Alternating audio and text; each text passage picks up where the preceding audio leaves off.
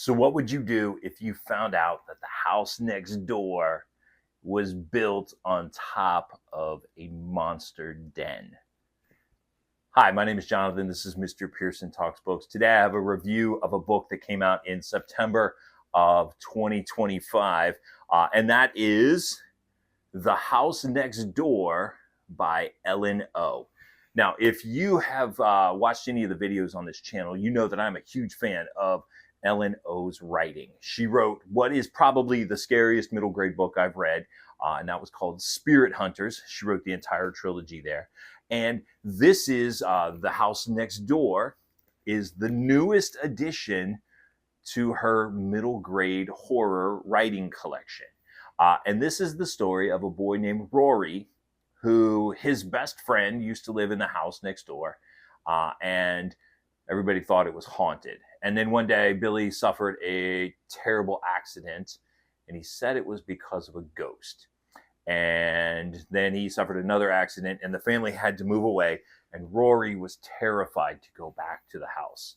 And then one day, after a number of families move in and leave and move in and leave, a new family moves in, and that is Jack and his little brother Mira. And Rory quickly becomes friends with them, but he is terrified to go visit Jack's house because of what happened to his friend Billy. And eventually he overcomes his fear and he goes in and he finds out that the fear that the house was haunted is not so much a story that people tell, but it is an actual event because the house is built on a sinkhole, which is the home to a number of dark fairies who like to eat children. And the rest of the story progresses from there. Things I really liked about this book, I really liked the way that Jack and Rory work together to overcome their fears.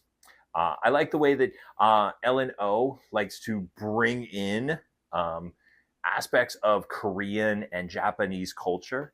And in this book, they talk a lot about food. And I don't know much about Japanese or Korean food, but hearing it described made me really hungry. And I really like the way that Rory and Jack work together in order to protect the house and in order to protect Mira. This book reminded me a lot of Goosebumps. I'm a big fan of R.L. Stine's Goosebumps. This had a very Goosebumps feel to it. She wrote this story because she grew up watching scary movies on TV. And this reminded me a lot of the horror movies from the 80s where you would find out that the house was built on an old Indian burial ground, or it was built on a cemetery and the ghosts don't like it.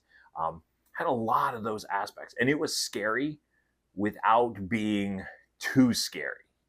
And eventually at the end, they are able to overcome it. The House Next Door by Ellen O. Highly recommend this book. If you are a teacher or a librarian, I would suggest getting this for your collection. This would be a great book for a reluctant reader. If you're looking for something that's fun, I read this in one day. It's about 185 pages. Yeah, just about 185 pages. So it's an easy read. It's great for grades 3 through 6. I would recommend. Third graders, it's going to take a little bit of time to read it. Sixth graders probably buzz through it really quick. But The House Next Door by Ellen O. Have you read this? And what did you think? Leave that down in the comments. Or have you read any of Ellen O's other books? And what were your thoughts on them? Which one is your favorite? That's a lot of questions, but leave all of those down in the comments. And as always, my name is Jonathan. We'll see you next time.